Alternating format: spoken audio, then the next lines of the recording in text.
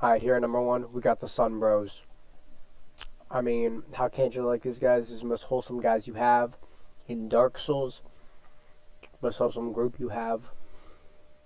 Um, they have a good miracle. Great Sunlight Spear. It's pretty good. Gets you out of Sunlight Spear. It's pretty good. Sacred Oath. Good for PvE. Not so for PvP. So I heard. So, S for Sun and S for Wholesome. There you go. Alright, next we got is Zarya's Fingers. Now, this is a great Legend / Covenant, whatever you want to call it, to go with because you can reallocate your stats. I found that very good. And, yeah, and Rosaria's hot. Let's go with the worm expert. It's okay, whatever. So she's A and S, so she's A. I'm giving it with A. Next one we got is Mountain Makers. Now, I find these guys super cool because how unique they are compared to all the other covenants, where they can attack the host or whatever they want pretty much when they're summoned through. I already put these guys, I think I'm putting them at A2 because of just how unique they are compared to all the other covenants. And the katana is really cool, where you can stab yourself and buff yourself. I find that really cool. So yeah, that's them. That's pretty much for them. Next we got Aldrich Faithful because, yeah, I don't really like these guys. I don't really like any of the next ones. They're like okay. They're like excessive stuff, like if you're doing like a specific build or something. But you know, they're still alright. You know, alright builds. So we'll give it with a C. They give you like 2 things. They give the great deep soul and Aldrich Great Staff. I mean, I don't know if any of you use any of them, and I doubt you will use any of them either. Next one we got is We're the Blue. Now I put these at D tier because you do not get any items from them, unfortunately, but you do get to help people if you want. But I mean, that's it. That's all you really get from them. When you're playing the fucking game, you'll just get teleported. I don't know where to go help someone. That's pretty much it. Next we have the Blue Sentinels, and they're okay. They're like the Way of the Blue, but a little bit different. So I'll be ranking them, I guess, at C, because you do get stuff from them when you kill guys, when you kill invaders and stuff, and you do help out. Unfortunately, with Way of the Blue and Blue Sentinel, you cannot help with the boss, but you can help defending off invaders.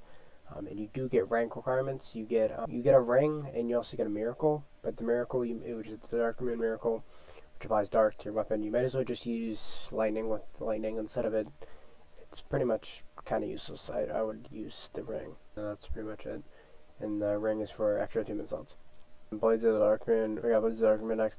Basically, do the same thing as Blue Knight Sentinels, except for you get actually they're pretty darn similar to Blue Knight Sentinels.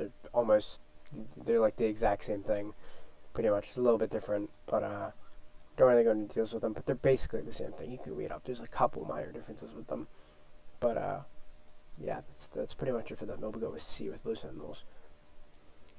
They literally have the same rank requirements: Dark Moon Blade and the extra attunement slot ring. Alright, next we have Watchdogs of Farron. Again, they're pretty similar to these guys right over here.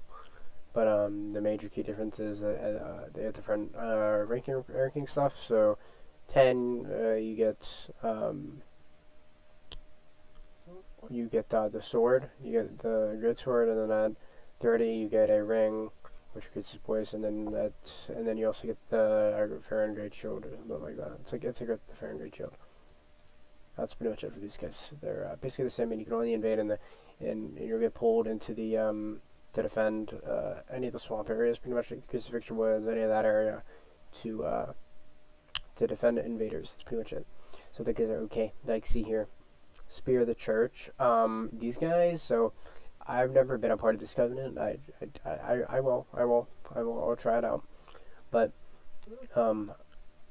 like I've never put it on and used it and used the boss stuff, but I will put them at B, because I personally have not used a Covenant, so I wouldn't really know. But you have like the boss. I've seen it.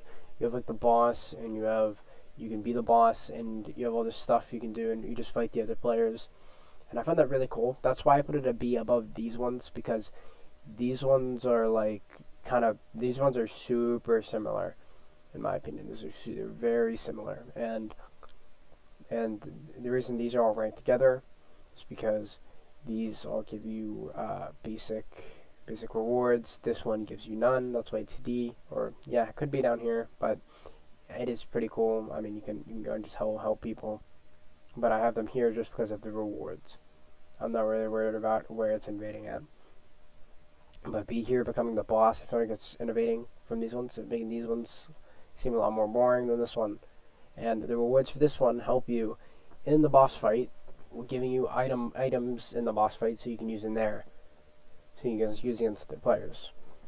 And I mean, that's not okay for the other players, but I mean, it's still pretty cool. I mean, if you're bored, Mazzaria, and because of the reallocation of stats, that's good. And the Mound Makers, because of the uniqueness of like the purple dynamic, with he can attack anything, pretty much anything you want. And the katana is pretty good. You can make a pretty good blood build with it. And Sunbro S, because as Sunbro and the Great Lightning Spear, I think it's pretty good to get you off a Lightning Spear. Secret Oath, it's pretty useless, but you know, Sunbro's always going to be Sun Top, bro. Alright, that's it.